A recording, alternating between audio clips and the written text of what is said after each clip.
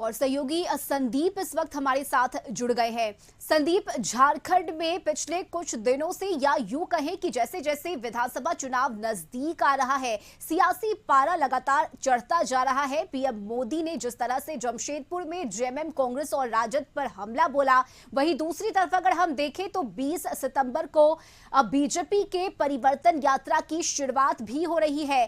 तो बीजेपी ने कहीं ना कहीं कोल्हान के क्षेत्र को पूरी तरह से साधने की ये कोशिश की है, तैयारी की है। और राज्य सरकार पर जिस तरह से हमला किया बीते दिन पीएम मोदी ने, इसके बाद अब राजनीति भी गरमा गई है। क्या स्थिति झारखंड में और किस तरह से देख रहे हैं आप इस राजनीति को?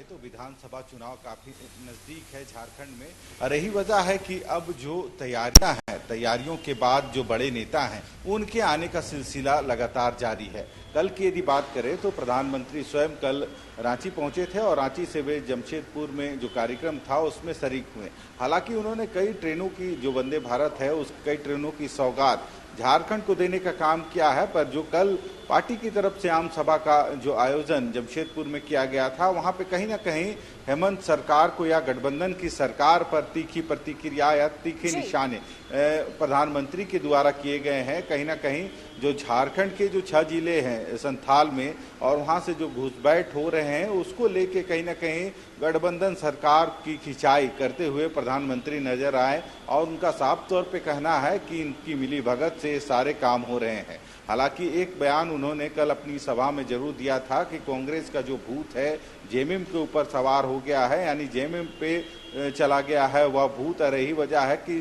सभी जो कारनामे राज्य में हो रहे हैं। हालांकि यदि आगे की कार्यक्रमों की बात करें तो जो राष्ट्रीय जो अमित शाह हैं वो भी इस 20 सितंबर को जो साहेबगंज है वहां पे पहुंच रहे हैं परिवर्तन रैली में शामिल होने के लिए। हालांकि उस दिन यदि बात करें तो बीजेपी के कई स्टेट के जो मुख्यमंत्री संथाल में रहेंगे और संथाल के विभिन्न इलाकों में कह सकते हैं उनका जो परिवर्तन यात्रा, परिवर्तन रैली है, उसमें शरीक होंगे।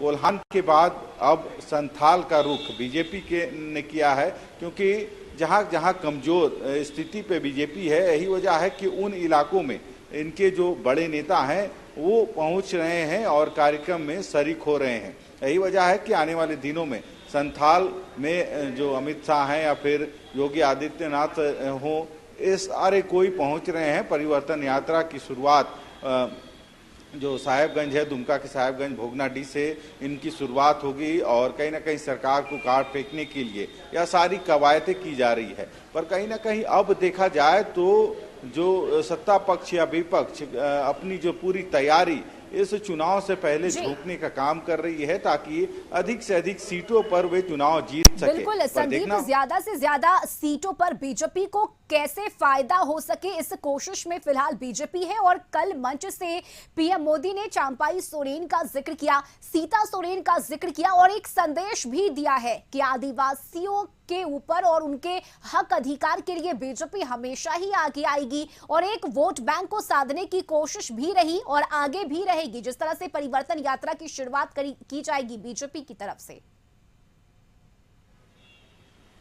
जी, बीजेपी यदि सत्ता पक्ष पे आरोप लगा रही है तो सत्ता पक्ष भी बीजेपी पे यह आरोप लगा रही है कि कांग्रेस का भूत जेएमएम में नहीं है, जो इनकी भूत है इनके ऊपर ही सवार हो रही है। यही वजह है कि उन्होंने कहा कि हमारे दल के जो विधायक हैं या फिर जो कांग्रेस के विधायक हैं उनको खींचने का काम बीजेपी ने किया है और कहीं ना कहीं उनको डर है। यही वजह है कि तोड़ने की जो साजिश शुरू से इनकी रही है, बीजेपी की रही है। और चाहे चंपई सोरेन की बात करें, सीता सोरेन की बात करें, गीता कोड़ा की बात करें, इन सभी को पार्टी से तोड़कर वे अपने दल में शामिल कर किए हैं, क्योंकि उनको डर है कि वे इस चुनावी संग्राम में हार का सामना उनको करना पड़ेगा। यही वजह है कि जो तोड़ जोड़ की राजनीति है उसमें वे लगे हुए हैं। पर देखना होगा, क्योंकि जनता भी अब जागरूक हो गई है।